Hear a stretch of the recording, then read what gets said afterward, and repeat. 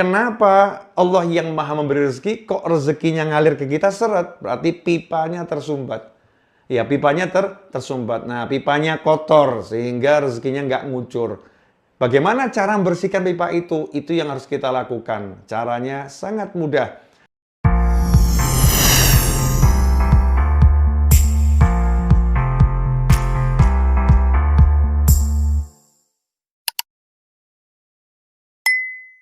Assalamualaikum warahmatullahi wabarakatuh. Sahabatku yang dimuliakan Allah, seringkali saya mendapat pertanyaan dari teman-teman. Ustadz, bagaimana cara menyelesaikan masalah yang saya hadapi? Karena saya ini sudah kerja keras. Pagi, siang, sore, saya bekerja. Malam baru sampai rumah. Saya banting tulang, kepala jadi kaki, kaki jadi kepala. Namun hasilnya, permasalahan ekonomi ini tidak selesai-selesai. Tagihan semakin menumpuk, hutang semakin banyak, dan saya malam susah tidur karena nggak tahu ketika besok tagihan datang, apa yang harus saya gunakan untuk membayar. Untuk kebutuhan sehari-hari saja kurang, apalagi untuk membayar tagihan-tagihan. Bagaimana cara menyelesaikan semua ini? Ikhwani rahimakumullah, jangan khawatir. Alhamdulillah, saat ini kita bertatap muka, saat ini kita bertemu, insya Allah ini jalan dari Allah Subhanahu wa Ta'ala untuk membantu menyelesaikan masalah yang sedang antum alami. Apa yang harus kita lakukan? Kita nggak usah kebanyakan mikir, kita nggak usah kebanyakan berandai-andai. Seringkali ketika masalah semacam ini terjadi, kita suka menyalahkan kondisi ekonomi. Oh, ini memang pasar lagi sepi, in this economy. Ya, pasarnya lagi sepi, cari duit memang lagi susah. In this economy, kita menyalahkan keadaan ekonomi. Kita tidak introspeksi diri. Kita harus tahu bahwasannya yang maha memberikan rezeki adalah Allah Subhanahu wa Ta'ala. Sehingga kalau rezeki itu terasa sempit, rezeki itu terasa seret, maka yang harus kita fikir adalah, kenapa Allah yang maha memberi rezeki, kok rezekinya ngalir ke kita seret? Berarti pipanya tersumbat. Ya, pipanya tersumbat. Nah, pipanya kotor, sehingga rezekinya nggak ngucur. Bagaimana cara membersihkan pipa itu? Itu yang harus kita lakukan. Caranya sangat mudah. Dalam surat At-Tolaq ayat 2-3, Allah mewahyukan, ayat ini seringkali disebut ayat 1000 dinar. Di mana Allah mewahyukan, wa may yattaqillaha yaj'al lahu makhrajan wa yarzuqhu min haitsu la yahtasib.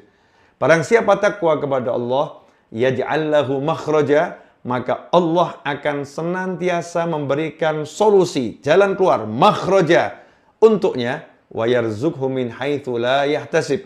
Dan Allah akan terus memberinya rezeki dari arah yang tidak pernah bisa dia prediksi, dari arah yang tidak pernah bisa dia perhitungkan.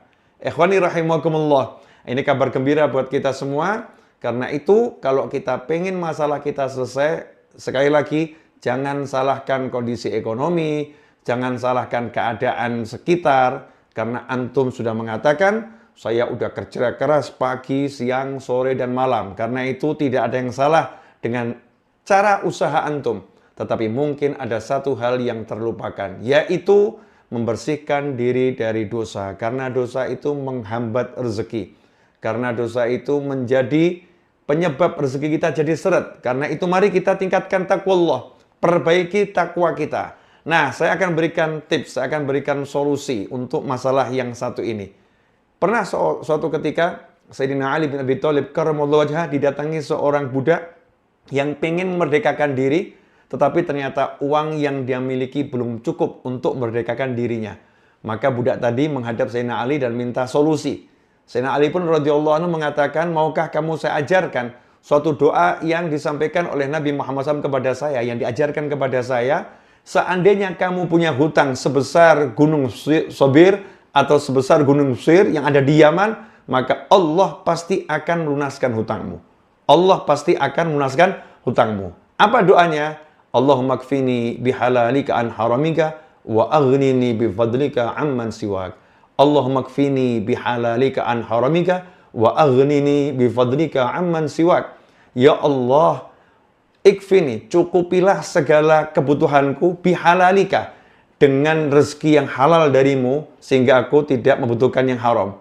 wa aghnini bi fadlika amman siwak. Dan jadikan aku berkecukupan dengan sisi kemurahanmu, berkat sisi kemurahanmu, sehingga aku tidak membutuhkan selain engkau. Ikhwani rahimakumullah, doa ini sangat indah, doa ini luar biasa. Karena dalam doa ini pertama kali adalah minta rezeki yang halal. Nah, ini penting. Jangan karena terlilit hutang, karena terhimpit ekonomi, kemudian semua cara dihalalkan. Itu justru akan bawa kehancuran.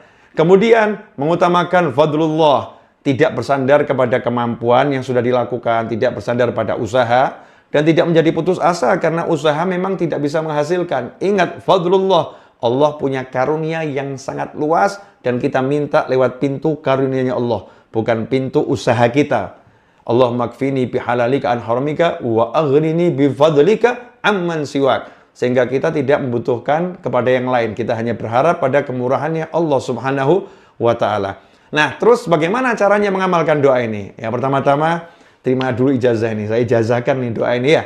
Insya Allah menjadi doa yang bisa menyelesaikan masalah antum, masalah kita semua, masalah saya dalam urusan-urusan yang semacam ini. Bagaimana mengamalkannya? Amalkan insya Allah dalam sepekan akan banyak perubahan. Apa itu? Yang pertama, pasang niat yang baik, ya, pasang niat yang baik untuk melunaskan semua hutang kita. Niat yang benar untuk melunaskan semua hutang kita. Karena dalam sebuah hadis Rasul Muhammad SAW menyatakan, man akhadha amwalan nasi yuridu ada'aha adallahu anhu. Barang siapa yang mengambil harta orang berhutang, kemudian dia ingin untuk membayarnya, ingin melunaskannya, adallahu anhu, maka Allah melunaskan hutangnya. Allah yang melunaskan hutangnya. Sementara waman akhadhaha, barang siapa mengambil harta orang, yuridu itlafa, dia ingin menghancurkannya, dia tidak ingin mengembalikannya, dia ingin lari, dia tidak bertanggung jawab dengan hutangnya tersebut, atlafahullah, maka Allah menghancurkannya, Allah membinasakannya. Ikhwani rahimakumullah, karena itu paling penting nomor satu adalah niat untuk membayar. Ya, niat untuk membayar. Saya nggak akan lari, saya akan membayar. Saya nggak akan sembunyi dari hutang-hutang saya. Saya niat, ya Allah, pengen bayar. Karena itu tolonglah saya, ya Allah. Pasang niat di hati semacam itu dan minta tolong pada Allah Ta'ala. Kemudian yang kedua, baca doa ini yang tadi diajarkan Sayyidina Ali, setidaknya selepas sholat. Ya, setidaknya selepas sholat 5 waktu. Atau juga tambahkan di sujud yang terakhir. Ya, di sujud yang terakhir. Ucapkan dengan lirih mohon pada Allah. Allahumma kfini bihalalika an haramika wa aghnini bifadlika amman siwak. Yang ketiga, perbanyak istighfar. Sedikitnya baca istighfar 100 kali tiap hari.